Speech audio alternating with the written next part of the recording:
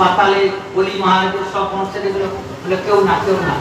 তখন যাদবদের মধ্যে কৃষ্ণ বলরাম প্রদ্যুম্ন হলে এরা না, তখন অনিরুদ্ধের রূপ দেখছে বলে এই পুরুষটা আসছে আমার রাত্রিবেলা আমার কাছে।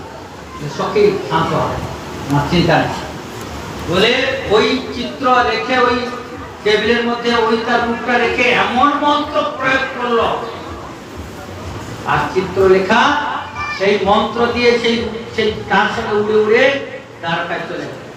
দ্বারকায় চলে গিয়ে দেখছে যে অনিরুদ্ধ খাটের মধ্যে শুয়ে আছে, কৃষ্ণ বলরাম শুয়ে আছে, রুক্মিণী আদি সব 16,108 মধ্যে শুয়েছে। সে ওই ছাদের মধ্যে থেকে এমন মন্ত্র জপলো, ঘাট ছুটতে অনিরুদ্ধ সে ঘর থেকে বেরিয়ে চলে আসে। আবার মন্ত্রের প্রভাবে সে উড়ে উড়ে উড়ে উড়ে ঘাট ছুটলো আসামে সেই চিত্রলেখার ঘরে গিয়ে তার ঘরে। চিত্রলেখা এবার বন্ধু পাইছি, লে আলী